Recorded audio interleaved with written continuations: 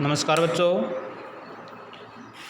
10वीं क्लास के लिए आज हमारा फर्स्ट लेसन है नेताजी का चश्मा।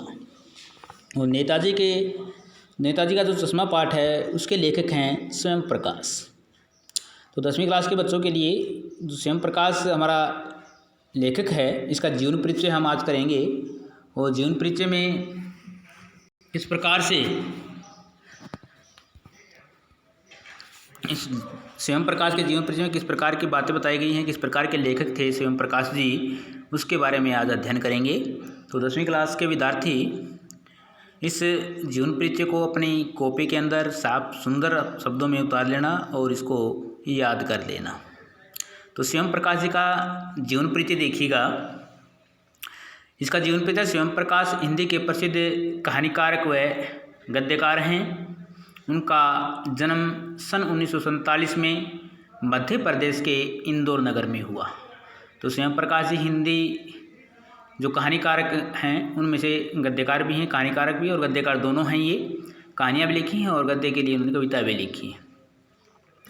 और इनका जन्म जो 1947 में हुआ था, इनका जन्म कहाँ हुआ था? 1947 में मध्य प्रदेश के इंदौर नगर में हुआ था। मध्य प्रदेश के अंदर इंदौर है, उसके अंदर इसका जन्म हुआ 1947 के अंदर। उनका बचपन राजस्थान में व्यतीत हुआ और उनका जो बचपन था वो राजस्थान में व्यतीत हुआ। और उन्होंने अपना आरंभिक अध्ययन पूरा करके मैकेनिक इंजीनियरिंग की शिक्षा पूरी की। और उन्होंने क्या किया, अपना आरंभिक अध्ययन में शुरुआती जो शिक्षा होती है उसको पूरा करने के बाद मैट्रिक कक्षा तक, फिर उसके बाद क्या किया, मैकेनिक इंजीनियरिंग की शिक्षा पूरी की।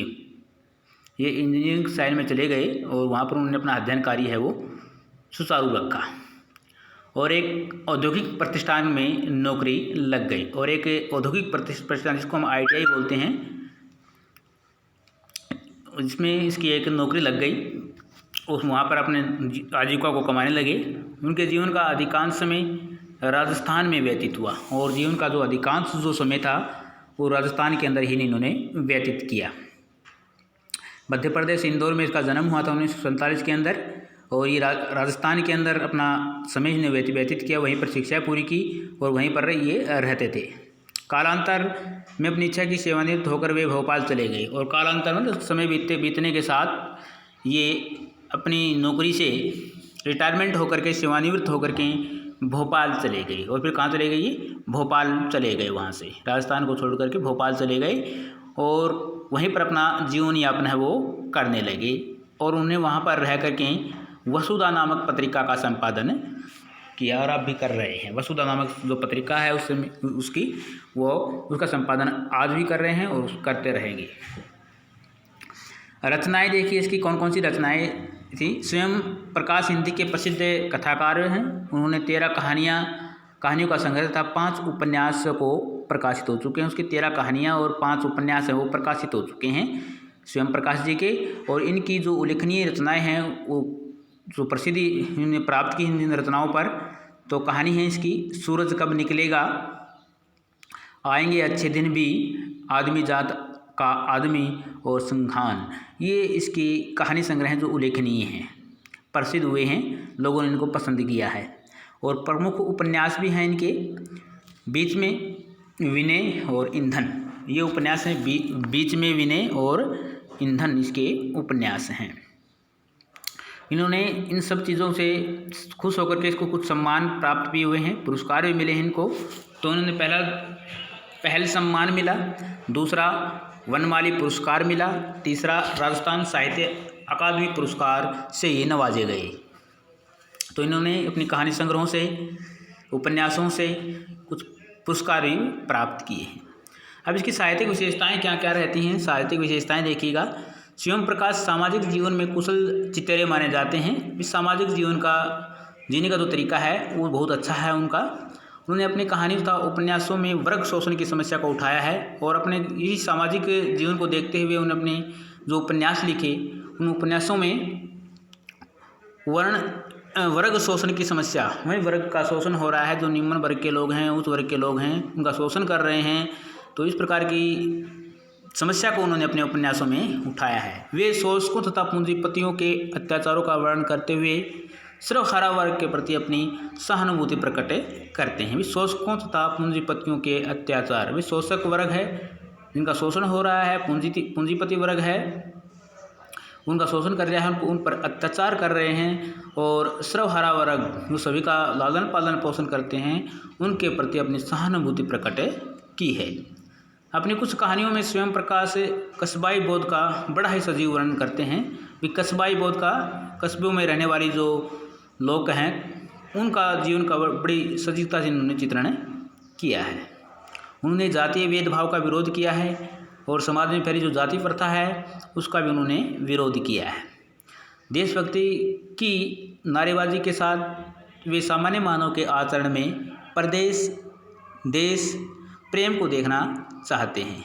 तो देशभक्ति की नारेबाजी के स्थान पर वो क्या देखना चाहते हैं? देशभक्ति के नारे तो लगाते हैं लेकिन साथ साथ में मानव के आचरण व देश प्रेम को भी देखना चाहते थे।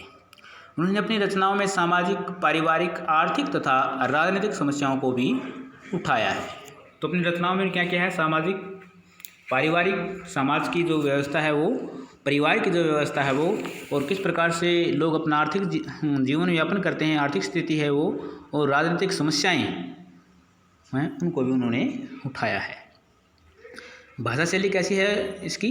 स्वयं प्रकाश जी की, स्वयं प्रकाश की भाषा बड़ी सहज है, सरल है और साहित्यिक खड़ी बोली है। तो स्वयं प्रकाश की भाषा शैली कैसी है? सहज, सरल है, साहित्यिक खड़ी बोली है। उन्होंने संस्कृत के तत्सम, तद्भव, देशज, उर्दू, फारसी तथा अंग्रेजी के शब्दों का भी अत्यधिक प्रयोग किया है। इन्होंने अपनी भाषा के अंदर इन्होंने जो लिखा है, इन्होंने उपन्यास, कहानियाँ लिखी हैं उनमें तत्सम शब्दों का प्रयोग, तद्भव शब्दों का प्रयोग, देशज शब्दों का प्रयोग और फारसी और अंग्रेजी के अत्यधिक शब्दों का प्रयोग इन्होंने किया है। उनका जो वाक्य विन्यास था बड़ा ही स्वाभाविक व प्रभावशाली बन पड़ा है। वाक्य विन्यास में वाक्य को बनाया इन्होंने जिस प्रकार से अपने साहित्य को सुंदर करने के लिए, वो स्वाभाविक और प्रभावशाली है। वे अक्सर छोटे छोटे वाक्यों का प्रयोग करते हैं और यत्र तत्र, यहाँ वहाँ हास्य और जैसे हास्य और व्यंग्य की छटा उत्पन्न करते हैं। भी किसी प्रकार से कोई भी उपन्यास है, कोई कहानी है उसकी, वो नीरस न बने, इस प्रकार से वो कुछ व्यंग्य और हास्य का प्रयोग भी अपने उसमें उन्होंने किया है। तो भाषा की सरलता में विश्वास रखने वाले स्वयं प्रकाश जी अधिकांश अभिधा शब्द शक्ति का प्रयोग करते हैं, परंतु प्रसंग, वंश, लक्षणा तथा वेदना शब्द शक्ति का प्रयोग उन्होंने किया है। तो अपनी भाषा को सरलता प्रदान करने के लिए उन्होंने अभिधा शब्द शक्ति, प्रसंग, लक्षणा और वेदना शब्द शक्ति का भी प्रयोग किया है। उनकी शैली मुख्य रूप से वर्ण प्रधान होने के नाते वर्णात्मक है, परंतु इनके अनंतर वे चित्रात्मक है, भावात्मक है, प्रतीकात्मक है। संवाद शैली का प्रयोग भी बड़ी चतुराई से इन्होंने अपनी जो कहानियाँ हैं, उपन्यास हैं, उनके अंदर किया है। उनका बिंब विधान भी दर्शनीय पड़ा है। ऐंतरिक व अनुभूतिपरक बिंबों का प्रयोग उनके साहित्य में सफलतापूर्वक हुआ है। तो ये था हमारा स्वयं प्रकाश जी का जीवन परिचय।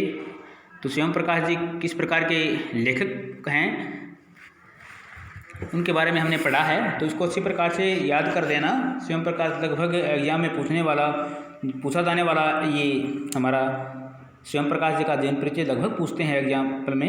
अगर आपको वीडियो अच्छी लगे, समझ में आए, तो कमेंट में ज़रूर बताया करो कि उससे पता चल जाता है हमें कि हाँ ये वीडियो कितनी अच्छी रही, कितना कोई कमी होती है वीडियो के अंदर, उसका भी पता हमें चलता है। तो वीडियो को देखने के बाद उसकी कमी को पूरा करने के लिए इसमें कमेंट ज़रूर किया करो। और अपने जो चैनल है हमारा YouTube channel self study point, इसको सभी बच्चों के पास पहुंचाकर इसको सब्सक्राइब करें, वीडियो को लाइक करें, शेयर करें, जिससे और ज़्यादा जो बच्चे हैं वो इसका लाभ उठा सकें। तो आज के लिए इतना ही करेंगे हम, और अगले टॉपिक के साथ फिर मिलेंगे। तब तक के लिए नमस्कार।